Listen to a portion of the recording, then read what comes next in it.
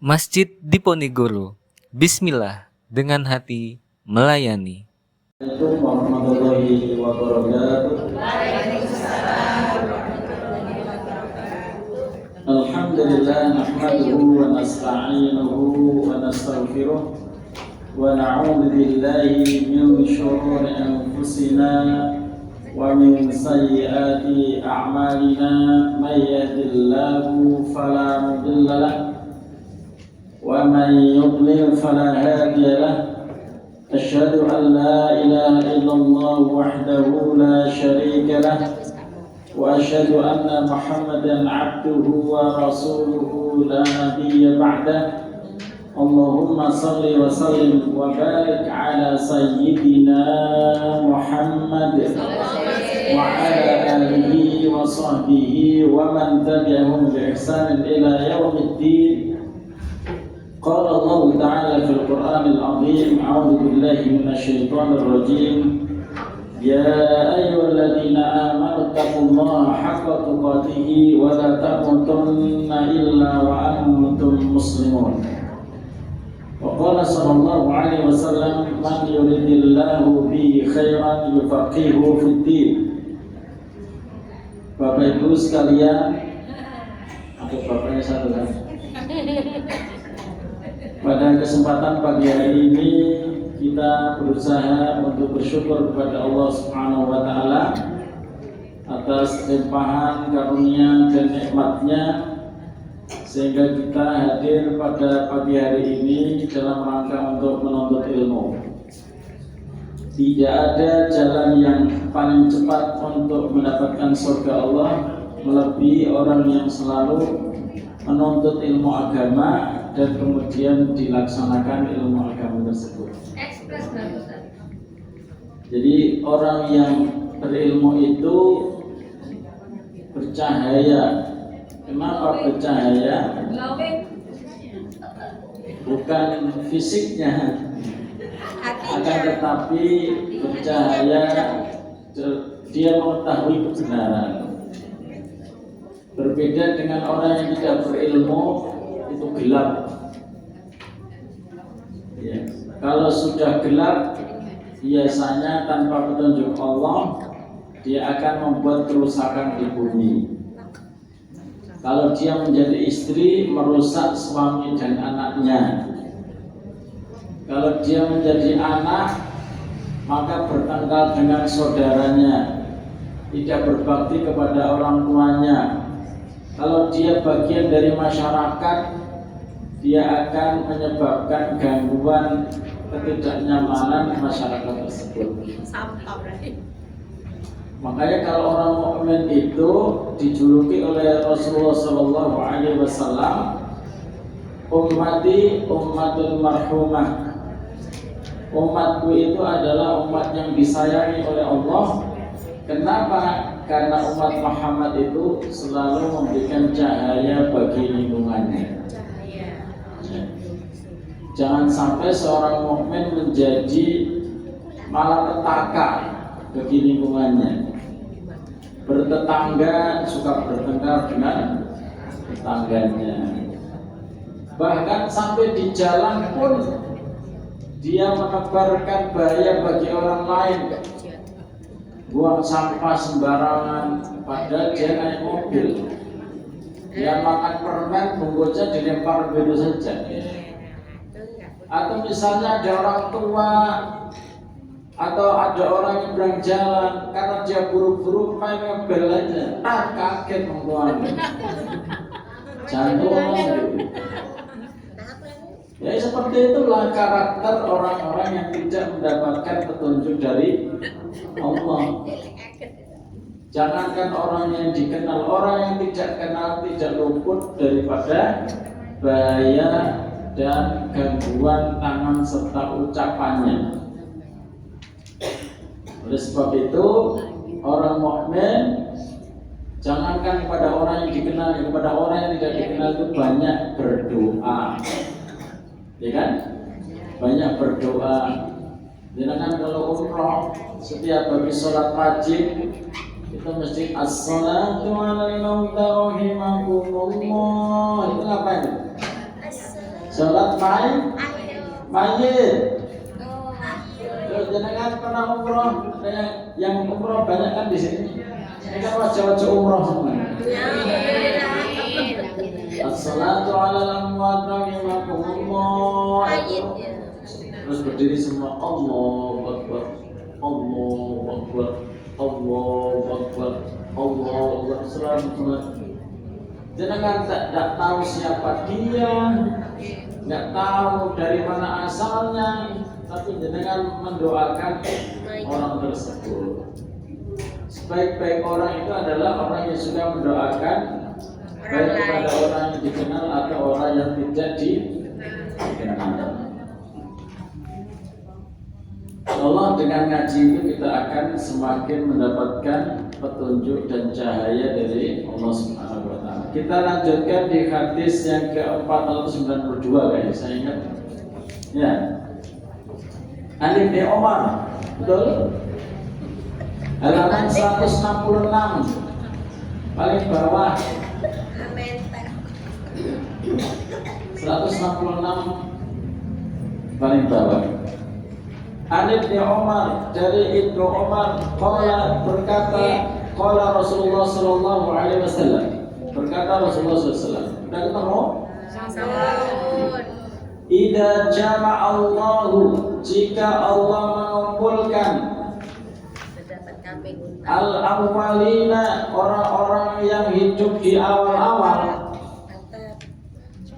Nabi Adam, anak keturunannya Nabi Nuh, anak keturunannya nabi-nabi yang ditakdirkan memang di awal-awal.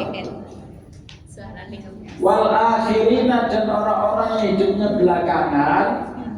Ya kita ini termasuk belakangan. Ciri orang yang di awal itu tinggi besar, ciri orang yang belakangan itu kecil, ngomil, timbes. Yes. Iya kecil.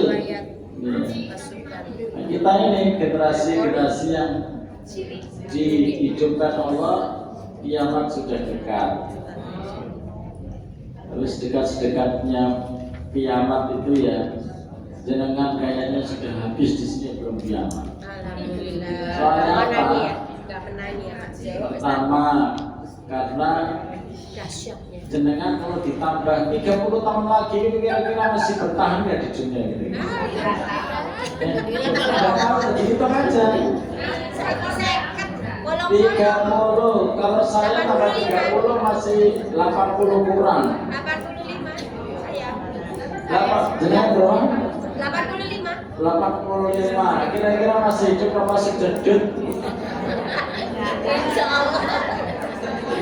Sudah jalan bangsa ya. Tambah 30. Ya, sudah selesai kalau kita ini.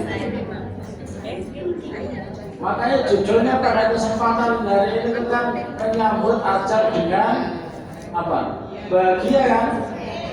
Disambut aja bahagia, nggak usah kenapa mati nggak apa-apa. Nah, mati itu yang penting itu dipersiapkan. Paling enggak itu meninggal dalam kondisi beramal soleh.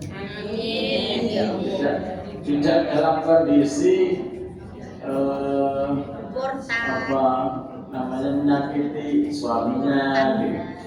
Lagi jedaan sampai suami ini mati gitu. Aduh. Padahal Rasulullah bilang kalau ada wanita meninggal suaminya ridho terus masuk surga. Tapi kalau suaminya gak ridho, waduh tambah repot. Jadi ketika Allah mengumpulkan generasi-generasi orang yang hidup di awal-awal dan generasi yang belakang-belakangan seperti kita ini, yaumul qiyamah, pada hari kiamat, yurfa'u likulli ghadirin, maka akan dikibarkan setiap pengkhianat, setiap orang-orang yang mereka menipu, mengkhianati teman, mengkhianati kolega, mengkhianati Rasulullah, mengkhianati orang baik. Liwaun akan dikibarkan bendera. Faqila di budratu fulan fulan, ini tanda bahwa si fulan bin fulan telah melakukan pengkhianatan. Kira-kira istri itu ada nggak yang berkhianat? Hah? Ada selingkuh.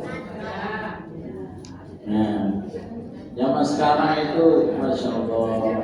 Apa karena medsos itu terlalu deras sehingga berita-berita hal kayak gitu itu sering terjadi ya? Pengkhianatan terhadap cinta yang sejati, cinta yang suci. Makanya orang mukmin itu orang mukminah di dalam Al-Qur'an itu disebut al-mukminat al-ghafilat. Nah, apa orang mukmin? Ada ini, benar. Spidol. Ada spidol. Di dalam Al-Quran orang mukminah perempuan, mukmin perempuan itu dijuluki orang mukminah yang lupa. Lupa apa? Lupa pengkhianatan, lupa keburukan. Tidak ada dalam benaknya mengkhianati cinta suami itu enggak. Setelah diangkat Qabil itu, maka dalam benaknya saya akan menjaga suamiku. Terlepas suamiku sempurna atau tidak sempurna, setia atau tidak setia, tugasku itu hanya menjalankan tugas sebagai seorang wanita yang solehah.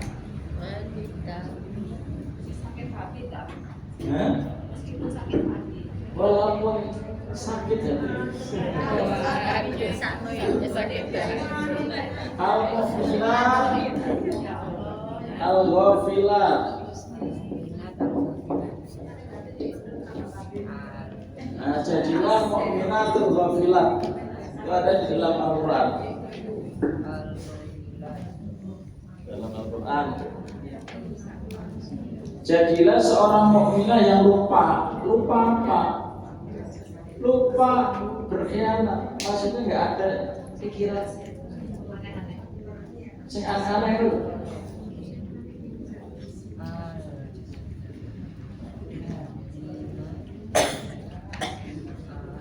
Di dalam surat An-Nur ayat 23.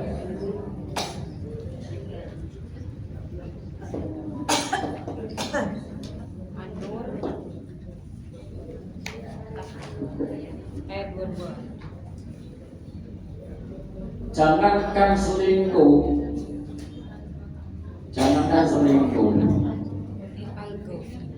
dia jalan sama orang yang tidak mahramnya terus nggak bisa. Gitu maksudnya.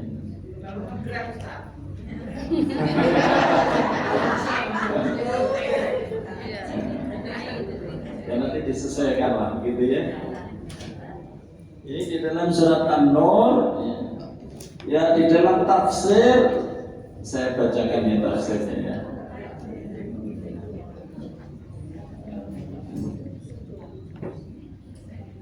Yang jadi dalam salah satu riwayat ayat 23 dari surat An-Nur ini turun kepada Aisyah yang dituduh berzina. Padahal Aisyah tidak ada pikiran sedikit pun untuk berzina, itu nggak ada.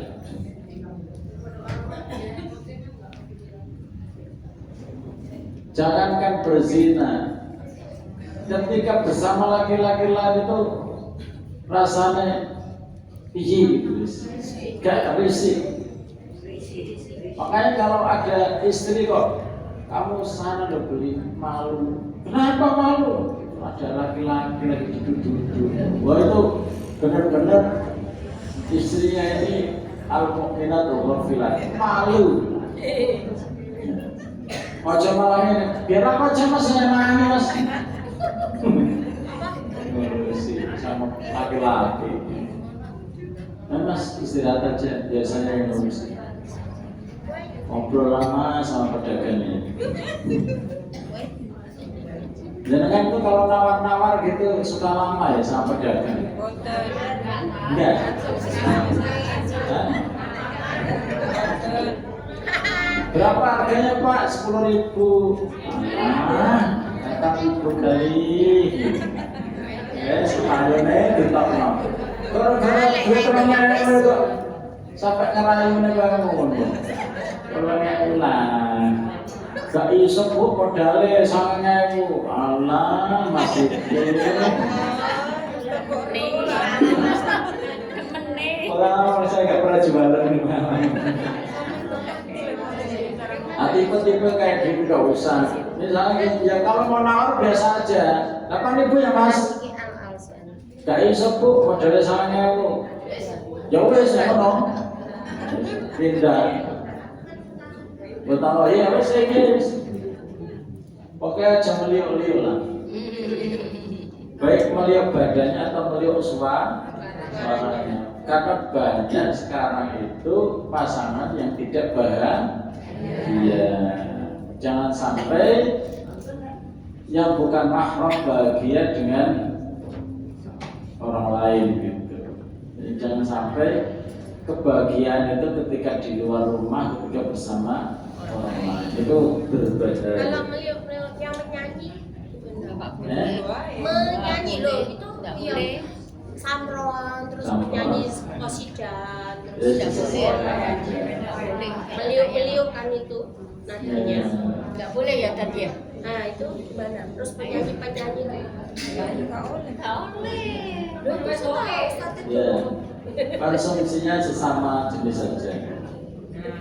Tapi dulu itu saya memang salah satu penyanyi yang dulu suaranya itu kecil, itu namanya Ratih Purwasih. Wah, mungkin itu. Nah, Mungkin tidak benar. itu tapi itu zaman dulu. Nanti Purwasih. Zaman dulu. Sekarang saya insyaallah tidak mendengarkan lagi suara-suara itu. Iya, saya juga.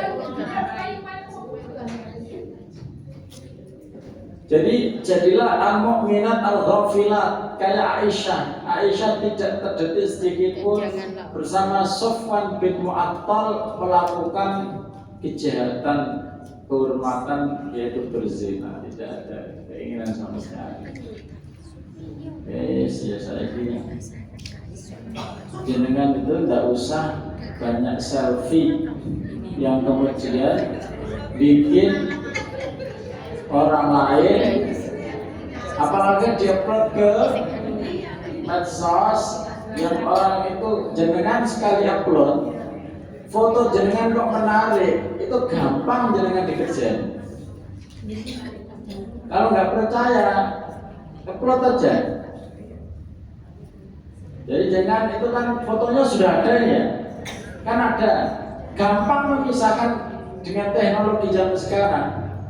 Memisahkan orang lain, foto jenengan tok, foto jenengan tok sama foto laki-laki lain, tolong bikin berpelukan, itu bisa berpelukan.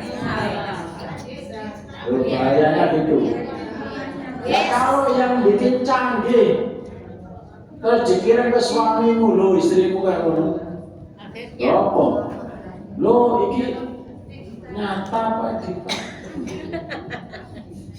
Ya nggak tahu. Ya namanya zaman sekarang. Oke, hati-hati. Maka kalau di medsos sudah mulai harus semakin hati-hati. Semuanya bisa dibikin. Ya, semuanya mudah. Itu menyebabkan keretakan rumah tangga. Pak mantan gubernur siapa itu? Iya. Yang Jawa Barat itu loh. Pak Ridwan Kamil itu sekarang ada masalah sama istrinya kan? Editan ya yang bulat itu. Bukan editan ini. Asli. Kita cerai. Nur asli. Padahal Bukan fitnah itu. bukan. Fitnah kan? Sudah wangi saja dunia. Nanti ya di keluarga harmonis bisa jadi hancur dan gara-gara medsos. Dulu kan cantik. Mas berapa tahun nih? Makanya kalau di medsos itu gambar bunga gitu itu. Boleh sama enggak kalau Gambar kalau memang kepengen bermain medsos gambar bunga apa yang tidak berbahaya. Aku tak tunjuk terus. Kita lanjutkan hadisnya. Karena setiap nabi ya, setiap dikumpulkan itu setiap nabi bersama kaumnya itu dengan bendera-bendera sendiri. Kalau ada yang berkhianat dikasih bendera sendiri. Kayak tenger ya Ustaz. Jadi nabi itu pernah bersabda, "Uridat alayya al-umam", ditampilkan seluruh umat. Kullu nabiyyin ma ummati, setiap nabi itu nanti kayak jenengan ada pertandingan olahraga itu kan kontingen itu, tahu ya? Ketika ditampilkan kontingen Indonesia, ada gitu kan? Ada gitu nabi itu nanti nggak begitu, ada benderanya. Makanya orang yang berkhianat dia tidak bersama nabinya, dia punya bendera sendiri, bendera pengkhianat. Ya. Dan Rasulullah SAW itu berharap di dalam hatinya, ya Allah jadikan umatku itu umat yang terbanyak. Saya ingin berbangga-bangga dengan umat yang lain. Ada nabi yang hanya ditemani satu orang, ya Allah cuma satu orang. Ada nabi yang ditemani 2 orang, ada nabi yang ditemani kelompok kecil orang. Pas ada nabi umat yang dimunculkan kok banyak sekali. Rasulullah itu mengira wah itu umatku itu. Ternyata malaikat bilang, ini umat Nabi Musa. Oh, Nabi Musa umat terbanyak. Setelah itu baru kemudian umat Rasulullah SAW dan yang terbanyak. Maka jangan pernah KB dalam arti membatasi keturunan. Jangan. Kalau KB mengatur keturunan boleh. Tapi kalau KB membatasi keturunan itu yang tidak boleh. Diatur supaya 2 tahun anak itu sementas terus mulai melayu bikin lagi gitu loh mas. Punya anak terus mulai melayu dewe terus diomong sama mbaknya sama masih bikin lagi gitu maksudnya pengatur begitu. Ojo sampai begini, ya, ojo sampai 2 saja, laki-laki perempuan, jangan membatasi karena rahim yang subur itu adalah nikmat yang sangat besar. Jangan ya nanti kalau punya anak atau menantu dibilangin aja nak. Nabi itu nanti berbangga-bangga dengan umat yang lain. Kamu jangan KB dalam arti membatasi kelahiran. Saya sudah 4 karena desa semua tidak bisa memproduksi lagi kecuali buka pabrik baru. Tapi karena membuka pabrik baru itu sering ada konflik. Niat itu untuk sementara tidak ada.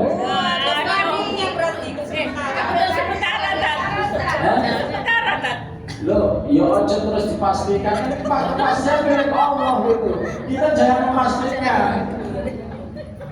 Kan kita harus memberikan peluang amal soleh, walaupun tidak perlu harus ada konflik kan begitu.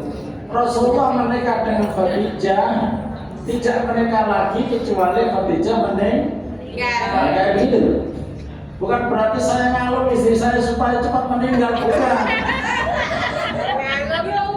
Ya, nggak ada niat saya ngalung karena saya sangat mencintainya.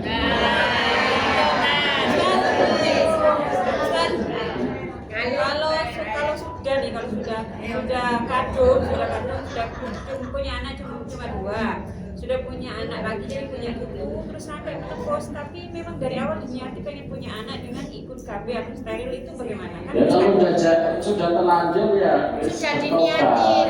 oh betul. Kalau sudah terlanjur ya bertobat. Ngapain membatasi anak itu cuma dua? Itu siapa yang memerintahkan BKKBN itu tak? Iya, Kakek. Dosa itu keluarga kalau memang membatasi. Kalau mengatur, makanya kan keluarga berencana, keluarga yang memang kita rencanakan.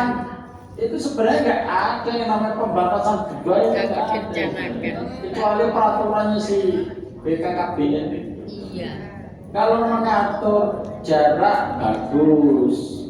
Ya itu tadi sudah 2 tahun bikin lagi, 2 tahun bikin lagi, supaya pas selesai tugasnya menyusui. Ojo nyundul, kasihan ibunya. Yang ngomong siapa?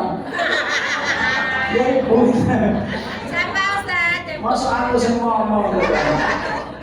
Ya ibunya dewe. Ya itu makanya harus kerja sih. Ya berarti kan babysitter yang baik gitu. Ngomong itu tanggung jawab istri tetap. Ya udah. Ngomong itu tanggung jawab Suami. Ayo. tanggung jawab istri dan suami. Tengah-tengahnya itu. Itu namanya dalam istilah fikih namanya hadona. Hadona itu pengasuhan. Hakul hadona. Madonna.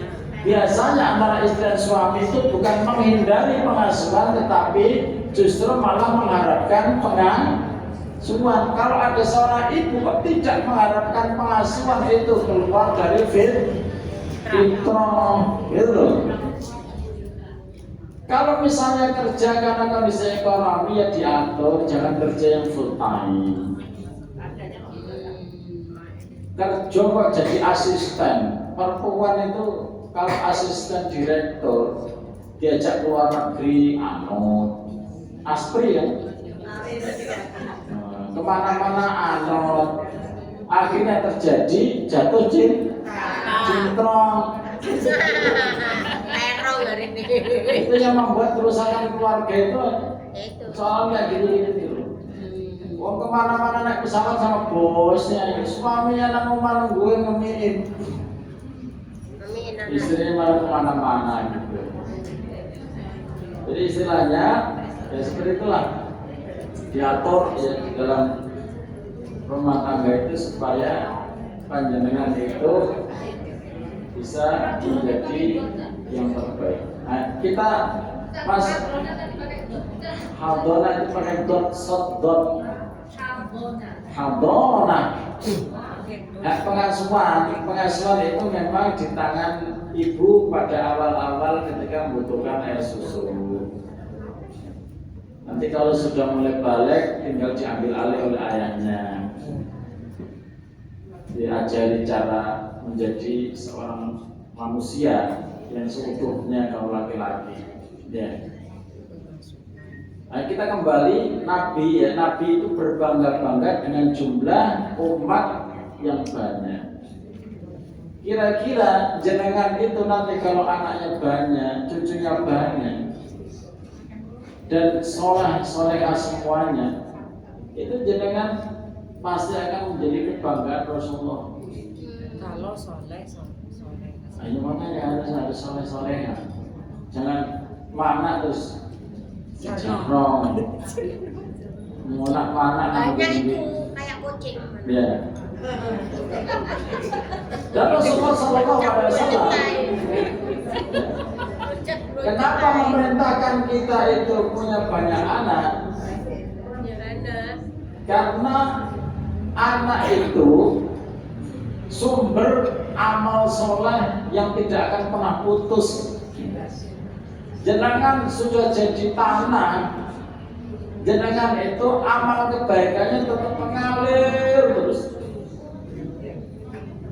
Saya setiap bulan itu ngisi di sebuah keluarga kumpulan anak-anak dari almarhum, kakak beradik laki-laki perempuan, itu kumpul bersama di rumah itu ngaji fikih sambil ngundang tetangga-tetangganya setiap bulan. Dan mereka mendirikan yayasan bergerak di bidang apa? Sosial dan dakwah, menyantuni anak yatim, begitu. Kemudian mengunjungi panti jompo, mereka mengumpulkan dana. Setiap apa yang mereka lakukan itu tentu almarhum atau almarhumah itu akan mendapatkan pahala kiriman doa. Jadi ketika mereka itu sama-sama ziarah kubur, ya laporan terhadap almarhum, Bapak Ibu, alhamdulillah kami mendirikan yayasan. Laporan itu alhamdulillah berkembang dengan baik. Doakan semoga kita semuanya ini diberikan istiqomah. Apakah mayat itu bisa mendengar? Nah gitu kan. Itu masih berbeda pendapat para ulama. Tapi saya itu melihat dalil-dalil yang menguatkan bahwa mayat itu mendengar itu banyak. Di antaranya adalah setiap kita masuk kuburan itu kita disunahkan membaca salam, ya kan? Gimana salamnya terhadap mayat? Halo? Assalamualaikum. Si Cipta kuburan. Assalamualaikum. Ya ahlal kubur atau ya ahlal diyar minal mu'minin wal mu'minat wa inna insyaallah bikum lahiqun. Itu seakan-akan itu salam kepada orang yang masih hidup. Karena sederek semua di sini yang sudah mati, semoga kesejahteraan atas kalian orang-orang mukmin dan orang-orang mukminah. Dan insya Allah kita semuanya yang masih hidup ini akan menyusul kalian. Itu seakan-akan ngobrol itu. Makanya kalau ziarah kubur dilarang kita ini menginjak kuburan. Kadang-kadang orang ziarah kubur itu sakar di kuburannya mau padahal salah satu dari etika ziarah kubur itu adalah jangan menginjak. Bahkan ada yang duduk-duduk di batu nisan orang lain. Tidak hanya duduk-duduk, kentut lagi. Waduh, akan terhina ya. Sudah duduk dikentutin, masuk juga tanpa salam, ya kan? Nah, itu semuanya harus diperhatikan sebagai seorang muslim. Seandainya misalnya kuburannya hilang, bapak saya itu kuburannya hilang, ditimpa orang lain karena bakal di kampung itu ya harus bersedia ditimpa kuburannya. Saya meninggal banyak, kuburannya cuma segitu-gitu aja. Dilihat yang tamunya itu sudah lama ya, ditimpa di sini aja. Walaupun kadang masih ada tengkoraknya, tulangnya, tapi ya dipukul lagi. Tapi sudah batu nisannya hilang, batu nisan orang lain itu nggak masalah. Yang penting doanya dari rumah itu selalu untuk mereka. Gitu.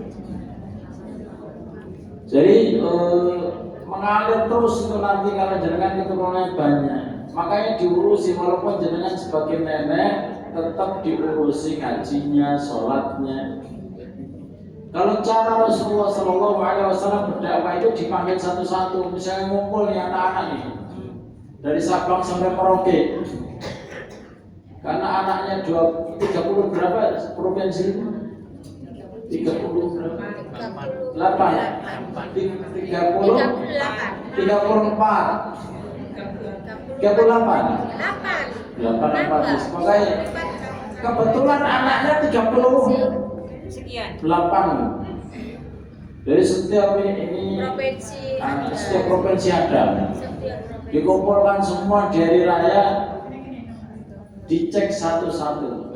Keluarga Irian, misalnya ada yang mantunya orang Irian, Langsung. ya, di mana anak-anaknya, sekolahnya di mana, itu harus dicek satu-satu. Itu sebagaimana Rasulullah ketika beliau memanggil semua kabilah dari Quraisy, itu kan dipanggil satu-satu. Gitu. Ini kita berdarah. Masih bertanggung jawab selagi masih ada hayat.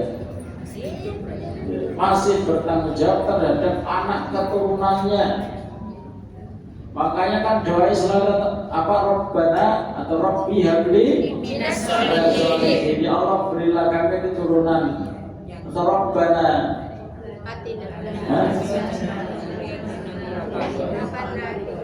Rabbana hablana min azwajina Rabbana hablana min azwajina wa dhurriyyatina qurrata a'yun waj'alna lil muttaqina imama. Kalau ada cucu jenengan, ada anak jenengan gak beres, harus merasa bertanggung jawab, harus diingatkan orang tuanya. Anakmu itu piye tak wis gede, wis balik, kok nggak pakai jilbab, kamu biarkan itu bagaimana gitu? Nah itu. Apalagi ikut seleksi penyanyi dangdut. Itu harus diperhatikan betul. Kenapa? Itu bisa menjadi pahala jariah, bisa menjadi dosa jariah. Kalau sudah diingatkan, Ustaz. Kalau sudah diingatkan, Masih tetap. ya tetap diingatkan terus. Kalau anak oke lah kan tinggal satu rumah gitu kan. Kalau yang keturunan dari yang lain, dari apa, kakak gitu, itu bagaimana? Oh, kalau udah keponakan itu sudah keluar dari jalurnya kan. Ini loh. Jangan terus anaknya, cucunya, cicitnya itu masih tanggung jawab jenengan. Masih marbutkan. Kalau sudah ada yang bertanggung jawab lain, ya tinggal kita mengingatkan sebisanya. Tapi kalau sudah masuk ranah keluarga inti, maka kita harus tetap memperhatikan terus. Mengingatkan.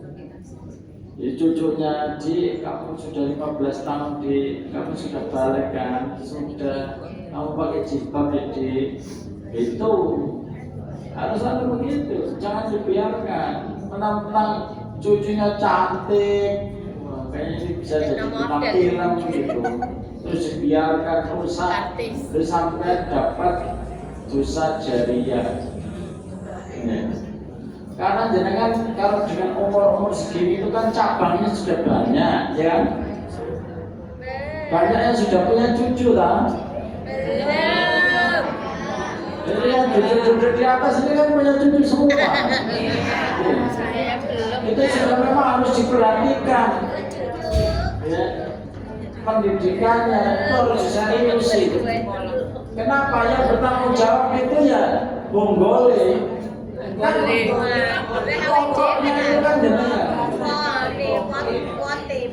Nah, itu gunanya kita berdoa Rabbana Hablana min azwajina wa dhurriyyatina qurrata a'yun waj'alna lil muttaqina imama. Jadi jenengan nanti ketika meninggal dapat doa-doa kiriman itu, alhamdulillah ya Allah.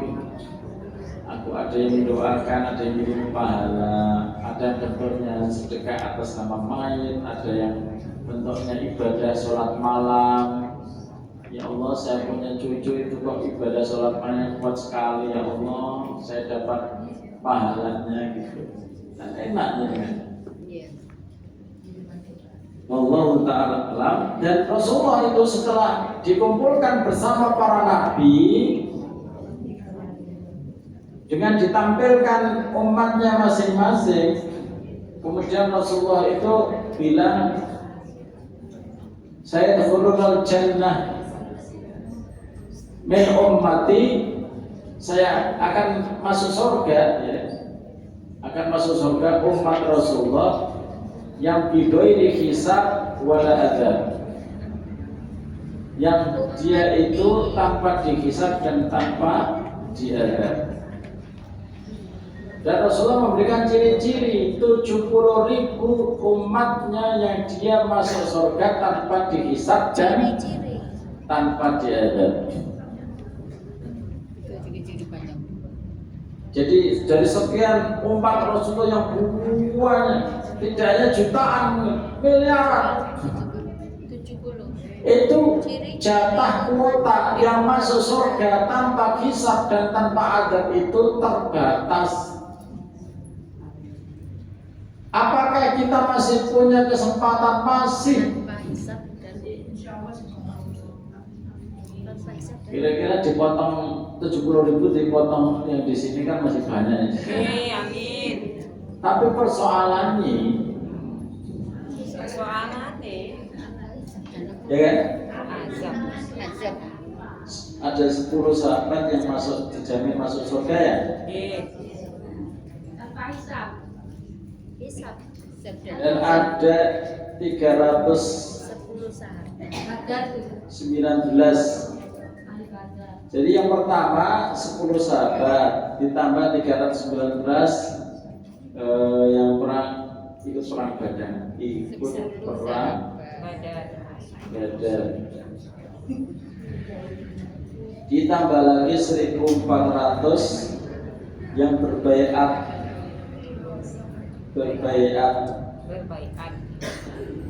Baiatul Ridwan.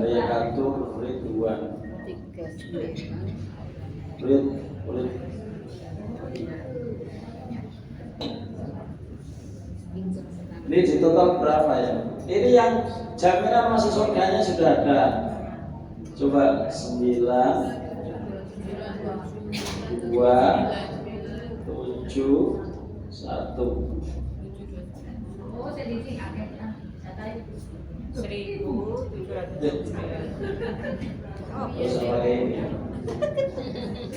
1.729, masih lumayan banyak lah. Lah kita termasuk apa Mungkin Ustaz? yang di sini itu mungkin berapa kira-kira ya? Yang masuk surga tanpa hisab dan tanpa adab.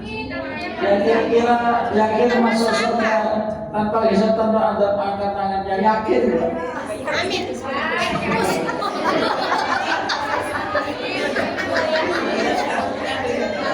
Berbaiat. Berbaiatur Ridwan. Supaya tambah yakin, Ridwan. kita tulis ciri-cirinya kan gitu ya.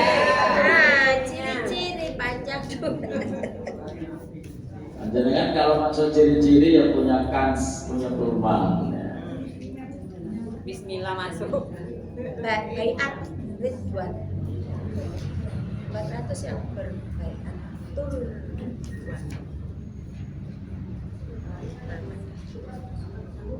Yang pertama, ciri-ciri umat Nabi Muhammad yang tanpa dihisab dan azab. Ciri-ciri panjang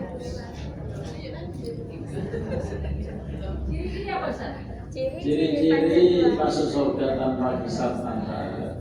kaumnya Nabi Muhammad yang masuk tanpa hisab dan azab. Allahumma ij'alna minhum. Yang pertama, la yastarqun,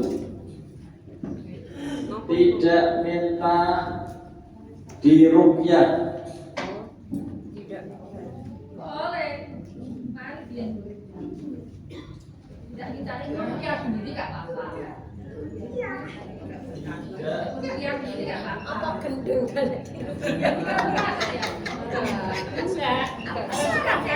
Ayo gila. Iya sekarang gila kan? Dengan sakit atau apa itu diobati sendiri, dijual sendiri, tidak bisa minta orang lain. Tidak minta. Iya. Biasanya kan dengan takut kalau kerasukan gitu. Ya. Terus ada ruqyah masal sampai ikut. Kalau jenengan pernah ikut, ya berarti syarat yang pertama sudah salah. Ciri-cirinya tadi. Tapi masuk surganya tetap insya Allah bisa, walaupun pakai hisab atau pakai andalan. Ya mudah-mudahan jenengan tahu terus tidak diulangi lagi, mudah-mudahan itu terhapus gitu kan, ciri-cirinya itu. Itu tuh sebenarnya ingin memberikan pesan, kamu percaya kepada Allah gitu loh. Ruqyah sendiri, mandiri ya. Ruqyah mandiri. Ruqyah mandiri. Jadi percaya kepada Allah, saya ini hamba Allah. Ruqyah mandiri. Allah itu dekat, saya minta sendiri aja, nggak usah nyuruh orang, ya kan?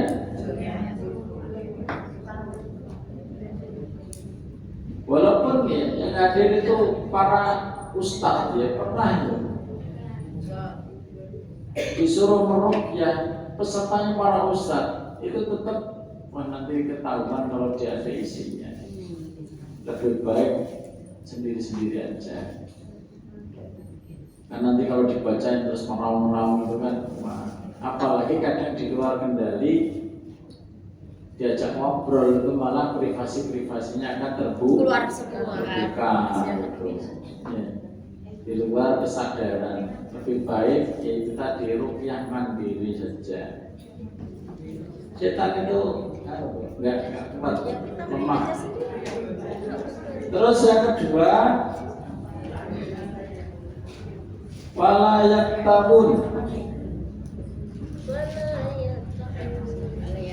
tidak mengobati luka dengan bara api.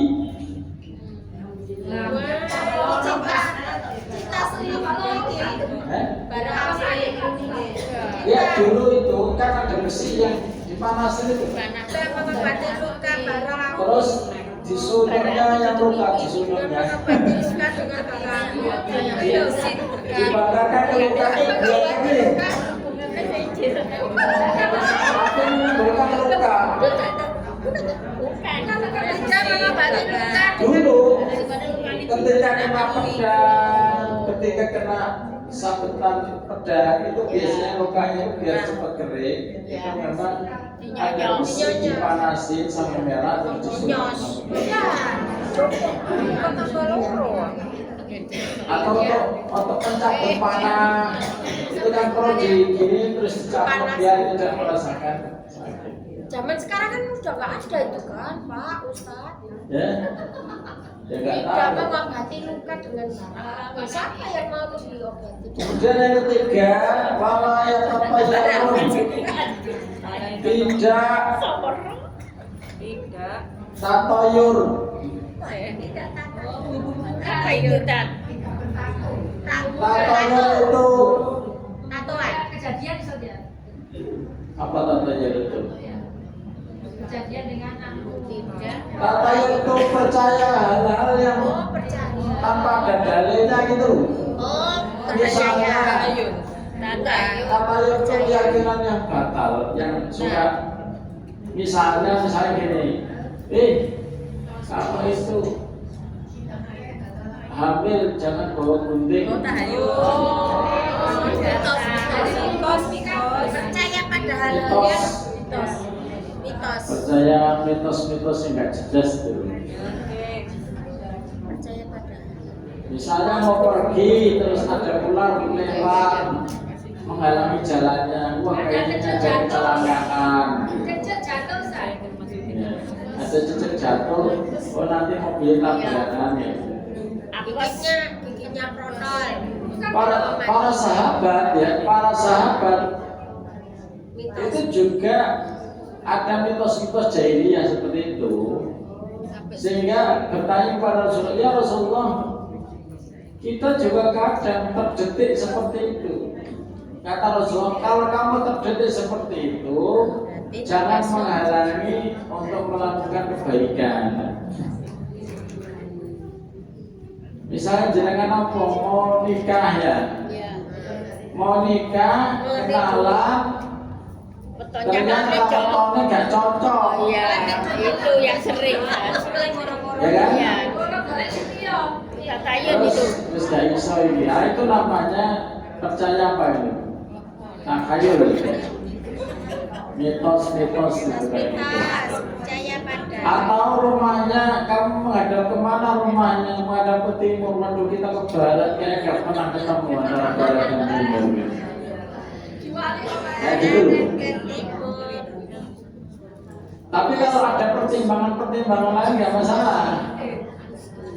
Pertimbangan lain itu pertimbangan yang lebih ilmiah. Ada sebab dan akibat. Misalnya anak jenengan laki-laki mau nikah sama orang Mesir. Memang sih calon mantu jenengan itu tinggi, mancung, putih. Perempuan ini. Perempuan. Atau anaknya jenengan perempuan ya. Iya. Perempuan Itu orang lanang. bantang dan calon mantu ini. Tapi lihat latar belakang, maksudnya gini, seumpama anak jenengan laki-laki dapat perempuan Mesir, pertama bahwa perempuan itu dia nggak bisa masak ala Indonesia, Masakan masakan masakan Mesir. nasi apa, Kebuli. nasi mandi. nasi kebuli toh, Iya. itu juga belum tentu. Karena orang Arab itu apa? Nggak ada Suka memang makan perempuannya dan dianggap bahagia kalau dia habis menikah itu bongsor, gemuk. Kalau kok nggak gemuk-gemuk dianggap tidak bahagia. Oh gitu. Makanya teman saya itu ada yang menikah, setiap makan itu harus disediakan 1 ekor ayam sama roti. Dia tinggal bersama orang tuanya yang petani. Kata bapaknya, nak, sudah seminggu kita ini menyediakan 1 kandang ayam Habis. untuk istrimu. Saya sudah nggak kuat balik nyawa Mesir. Bapakmu sudah kuat. Pulangkan Kamu aja. cuma ngajar-ngajar itu berapa gaji kamu? Ya Dan bapak ini mikirin setiap hari ayam paling minimal 3 ekor, cukup untuk dia tok. Nah kita makan ayam 1 aja dipotong kecil-kecil dibagi tetangga juga. Sakilo tadi 10. Akhirnya cari juga itu ilmiah, ya itu pandangan ilmiah. Kalau tidak ilmiah ya kita memiliki keyakinan yang batal. Itu perlu dipikirkan, ilmiah itu perlu di. Sing aneh-aneh ya. Tak ceritain, saya dulu pernah ta'aruf, tahu ta'aruf? Dengan anaknya orang kaya. Dengan anaknya orang kaya dulu. Tapi enggak. Dari Sulawesi, marganya marga Andi.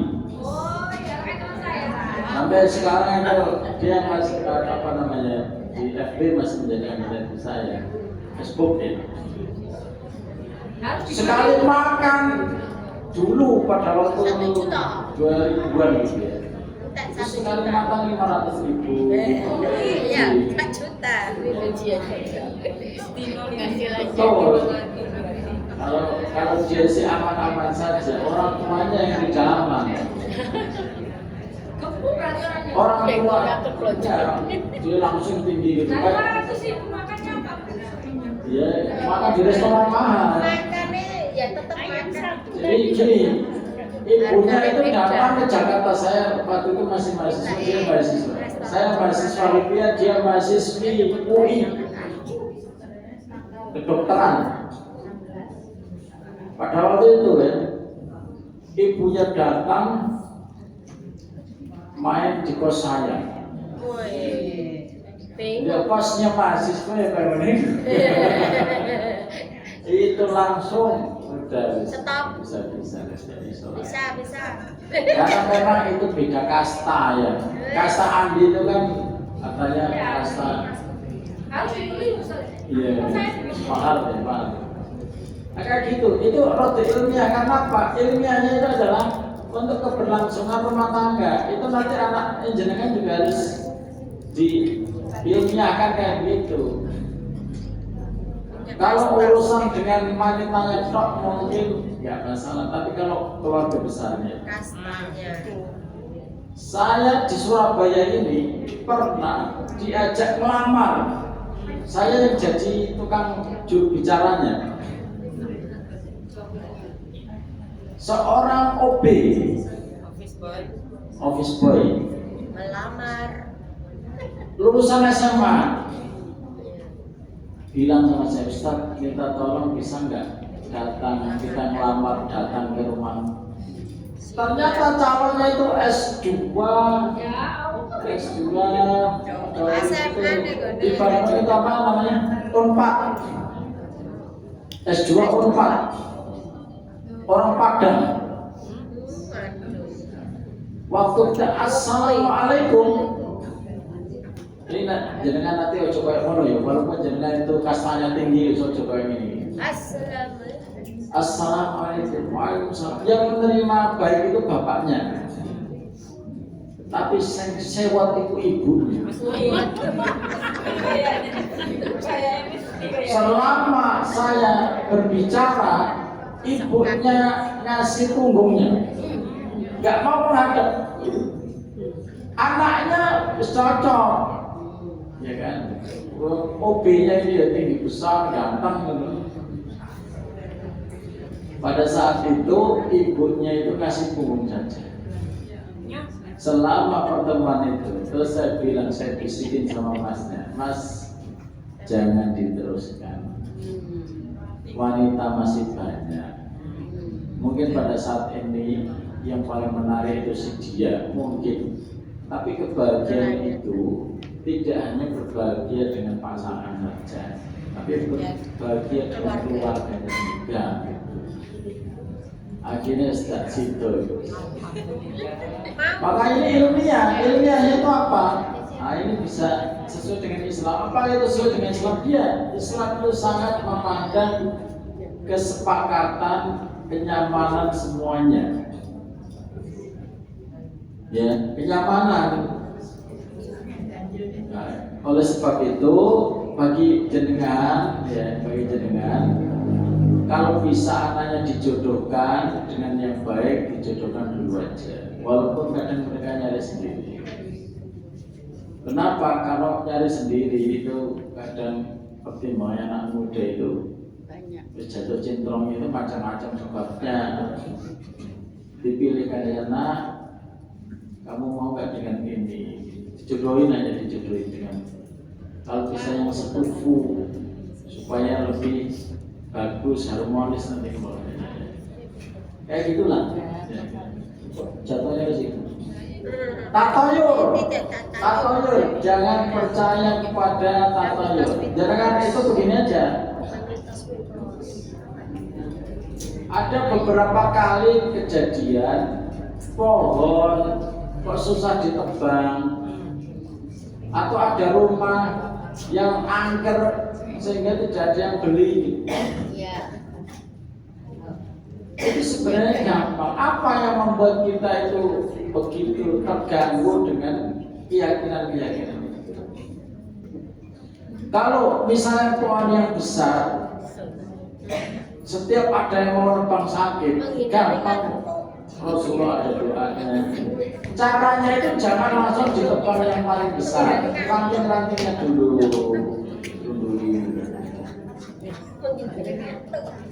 Kalau jangan ada misalnya rumah dijual murah karena angker, bilang aja. Beli aja ya. Saya nanti pinjam duit jenengan. Langsung beli dulu, kayak duit pakai gitu. Enak itu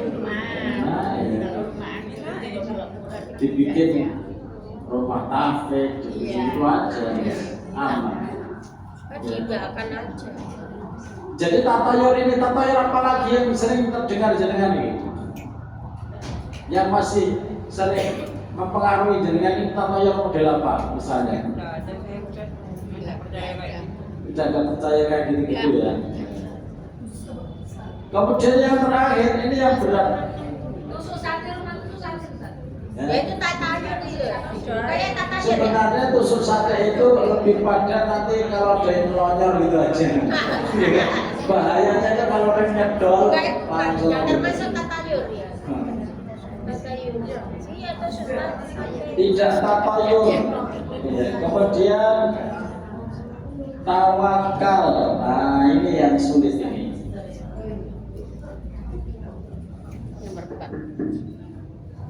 Yang sulit itu sebenarnya terakhir ini. Tawakal. Kelihatannya mudah, tapi kita itu sering Melupakan. Melupakan ke khawatirnya itu berlebihan. apa? Khawatir. Ya. Khawatirnya misalnya khawatirnya itu tawakal yang tinggi itu adalah tawakal seperti burung. Burung itu tidak pernah menyimpan dan menimbun. Ya tawakal yang sejati, tawakal yang murni. Tawakal yang murni itu seperti tawakalnya burung. Tidak pernah suudzon kepada Allah SWT. Jadi selalu berpikir positif. Misalnya kesandung, innalillahi wa inna ilaihi raji'un. Kayaknya Allah ini ingin menegur saya karena saya banyak dosa. Gitu loh. Lah. Ojo ini ya. Itu kakek dosa. Ojo mentang-mentang. Ada teman saya, adiknya itu kelindes tronton sama sepeda motornya, betul-betul kayak rempayek gitu. Karena kan motor itu kan kecil, kalau tronton itu kadang nggak melihat, tin tin tin. Dia nggak tahu kalau belakangnya ada motor. Akhirnya meninggal.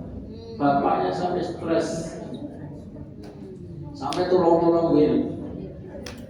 Allah, kenapa kamu membunuh anak saya kondisinya tragis kayak begitu? Saya kan selalu ke masjid, saya kan selalu gini. Pokoknya dia itu suudzon lah, berburuk sangka kepada Allah. Nah ini berarti nggak tawakal. Oh itu sudah takdir, Bu. Takdir itu harus disikapi dengan ucapan yang baik, menjaga agar berbaik sangka kepada Allah. Itu doa. Nangis gak apa-apa. Nangis gak punya Allah. Tawakal. Kepengen apa namanya sesuatu yang kita itu kan baik-baik terus. Allah itu ketika kita beribadah, pengen kita itu dapat yang gembira-gembira terus. Padahal Rasulullah juga meninggal Khadijah itu juga sedih. Sehingga ketika dikit-dikit itu ikut Khadijah sampai Aisyah itu kan cemburu. Dikit-dikit kok namanya Khadijah, dikit-dikit keluarganya Khadijah. Kita ini memang dianggap apa? Karena Aisyah kayak gitu. Kita sudah ada sebagai pengganti Khadijah, kok masih nyebut Khadijah? Namanya cemburu dan seperti itu. Ya.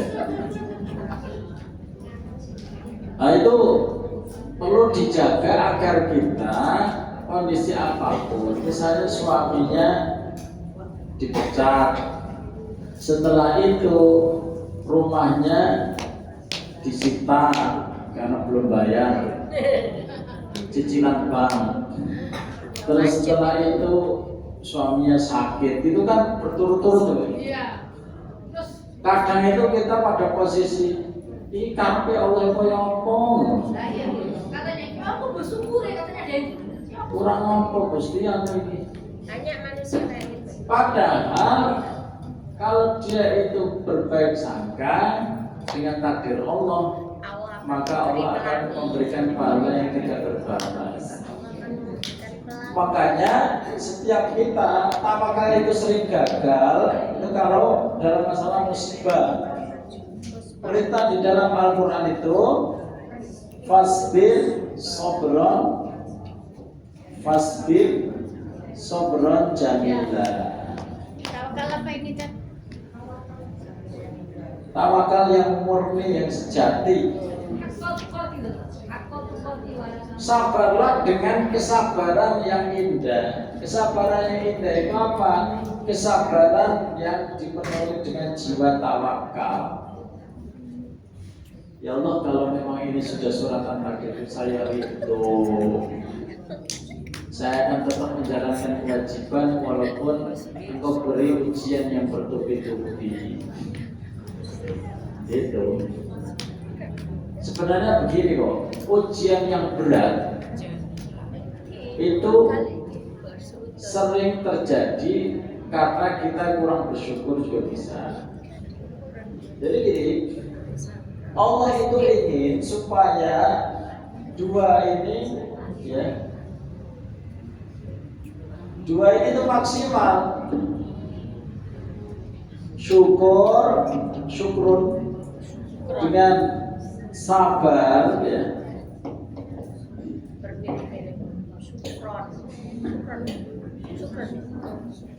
Allah itu kepengen kita itu maksimal pada syukur atau maksimal pada sabar. Kalau dengan syukurnya kurang, nanti diuji di sini gambarnya gitu. Jadi jangan kan dikasih nikmat Allah itu banyak. Ternyata banyak yang tidak disyukuri itu. Ya, lupa. Maka kemudian jenengan diuji di sini aja. Sabar, kesabaran. Susah kan? Makanya gini. Kenapa kalau jenengan dititipin harta? Syukurnya itu bentuknya apa kalau dititipin harta? Syukur. Ngambil secukupnya, sisanya dibagi kan gitu. Tapi senangnya jenengan itu menimbun, ya, ditimbun pakai bank. Rakus. Padahal Jadi tekus. lama-lama juga habis. Tapi jenengan kalau bersyukur caranya berbagi. Dan salah satu dari yang menutupi 70 pintu keburukan itu adalah bersedekah. Sedekah itu bisa menutupi 70 musibah. Sedekah 70. Jangan mau kena musibah, beramal soleh dengan bersedekah itu bisa ditutupi. Tapi jangan boeman, ya, boeman, aku butuh. Maka akhirnya jangan diuji di sini. Bersedekah. Ujinya di sini. Oh, kalau begitu kalau diuji kesabarannya. Kalau gitu jangan nanti dikasih penyakit, dikasih musibah, sehingga enak itu. Makanya di dalam Al-Quran itu lain syakatum la azidannakum. Jika kamu bersyukur pasti tak tambah nikmatnya. Salah satu tambah nikmat itu dihilangkan musibah-musibah. Walaupun musibah itu tetap ada, akan tetapi tidak berat. Karena jenengan itu sudah survive, sudah lebih dalam masalah syukurnya.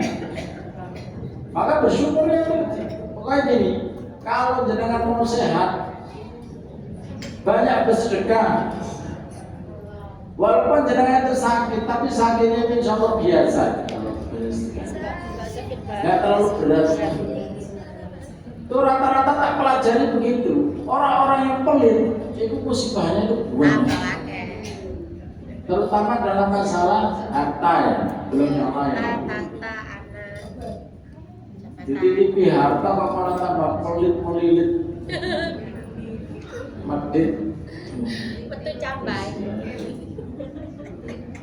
Nah itu kan jenengan nanti gini, kalau nggak mau jadi orang pelit itu, kalau ada kelebihan harta, itu lihat saudara-saudaranya, dibiayai sekolahnya, dibeliin seragam, gitu aja. Jadi kalau ada simpanan banyak itu nggak tahan. Kok aku punya simpanan sih? Kalau begitu berarti Allah menyuruh saya untuk membagikan. Begitu. Makanya kalau jangan disambati orang itu sebenarnya boleh jadi orang yang sambat ini salah satu pertolongan Allah untuk jenengan. Sambat tiba-tiba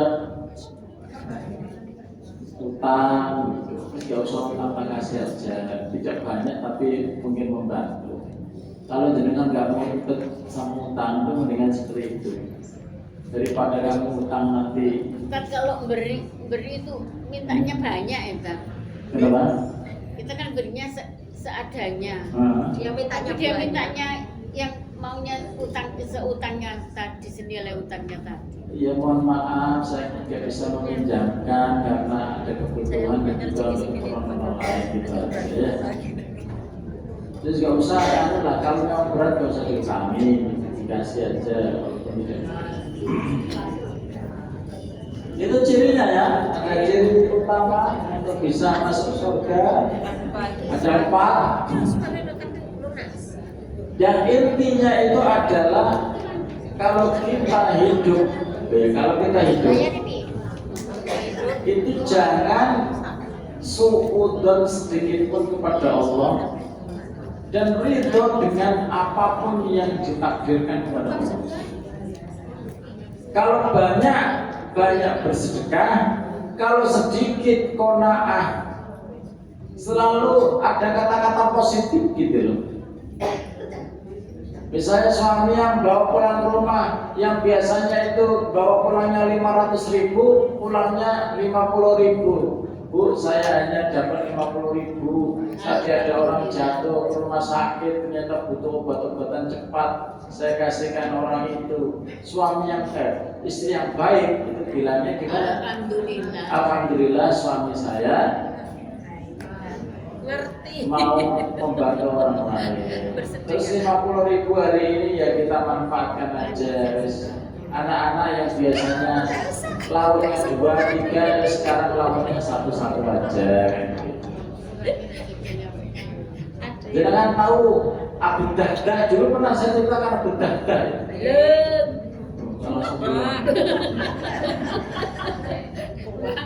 Tak ceritain, ini cerita terakhir. Ya, cerita Abu Abu Dadah. Enggak, Abu Dahdah namanya. Nah, ini sahabat ini Abu Dahdah, Abu Ad-Dahdah dengan Ummu Ad-Dahdah. Ini sikap suami istri yang mungkin menjadi teladan. Jadi ada seorang yatim. Ada seorang yang yatim. Ada. Itu dia dipaksa menjual pohonnya hanya gara-gara punya tetangga ingin meluruskan pagernya. Jadi tetangga itu punya rumah yang dia pengen itu daripada bengkok begini. Ini kita ada pohonnya, satu pohon kurma milik anak yatim. Nah, tetangganya yang ini bilang, "Didol apa? Iki pohon ini didol dengan aku." Kata tetangganya karena yatim itu. "Mau, aku mau didol." Akhirnya ini orang ini ya Rasulullah, gimana aku pengen ini kok gak boleh? Oh, atau balik, saya kebalik ceritanya. Saya lupa, aku ngomong mendekat. Ada apa anak yatim yang dia itu ingin meluruskan dirinya. Itu ada tetangganya yang memang kaya gitu ya. Dia itu ada anak yatim yang kepengen bikin pagar, tetapi yang kaya itu nggak mau menjual itu. Sedangkan anak yatim ini memang butuh supaya rumahnya itu aman, kan dikasih pagar. Sampai akhirnya anak yatim ini lapor kepada Rasulullah, "Ya Rasulullah, tolong dong roti orang kaya itu supaya saya bisa bikin pagar supaya aman rumah saya." Kata Rasulullah bilang ke tetangga itu, oh ditolong siji untuk anak yatim, enggak ngomong. Sampai akhirnya kedengaran Abu Dahda. Abu Dahda itu punya pohon kurma 600 pohon kurma di kebunnya. Karena Rasulullah yang ngomong terus bilang gini, satu kurma itu untuk anak yatim saya tukar dengan 600 pohon kurma yang saya punya, gimana? Mau nggak kamu? Sampai akhirnya ya maulah, pun satu pohon kurma ditukar 600. Sedangkan di kebun itulah rumahnya Abu Dahda bersama istrinya Ummu Dahda. Setelah itu pulang ketemu istrinya, Bu, aku tadi ketemu Rasulullah, kebun kita ditukar dengan satu pohon kurma yang nanti gantinya satu pohon kurma di surga. Kata Ummu Dahda itu gimana kira-kira kalau jenengan jadi istrinya? Ya nggak boleh.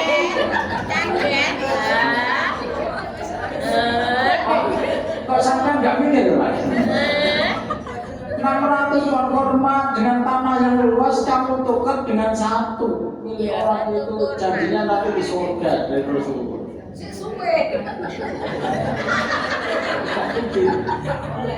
Bukan begitu. Buat tabungan di sana. Bukan begitu, kata-kata Ummu Dahda itu bukan begitu, tapi ini Rabbika Abu Dahda, kamu telah beruntung wahai Abu Dahda. Langsung sekarang kita kemas-kemas kan, keluar dari rumahnya, keluar dari kebun. Nah, hanya untuk nolong anak yatim untuk dapat supaya bisa dipakai. Coba bayangin, dengan sangat mudah suami istri itu melepaskan rumah dengan 600 pohon kurma. Kalau kita itu masih diunyang-unyang, Nggak mungkin. Kalau manusia biasa nggak mungkin. nggak mungkin. Ya, itu ya, calon penduduk surga tanpa hisab dan tanpa adat itu. Waduh ya, banget. Kira-kira jangan kalau tiba-tiba suami pulang, Bu, rumah kita sudah dijual. Kita harus pindah karena apa? Karena untuk panti asuhan misalnya. Kira-kira jangan gimana?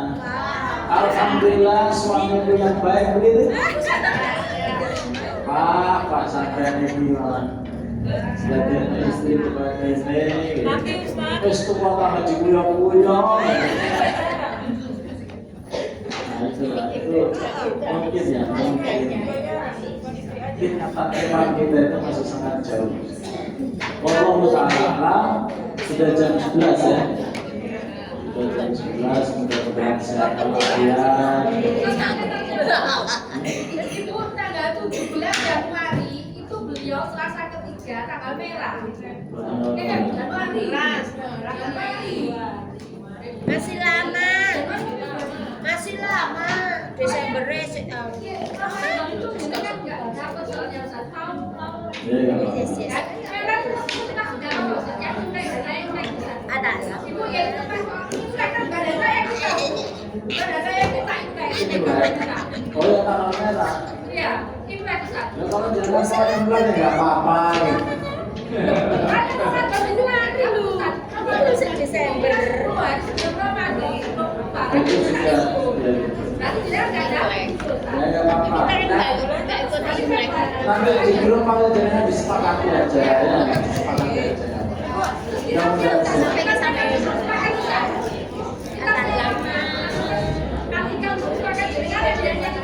Oh iya. Kita tutup dengan doa kepada Aziz Subhanallahumma wa bihamdika asyhadu an la ilaha illa anta astaghfiruka wa atubu ilaik. Assalamualaikum warahmatullahi wabarakatuh.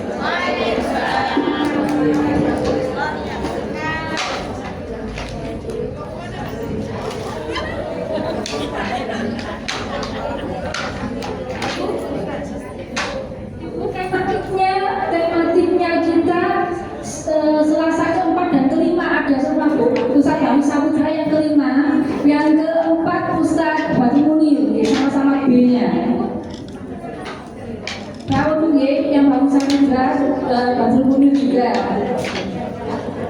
ada liburnya.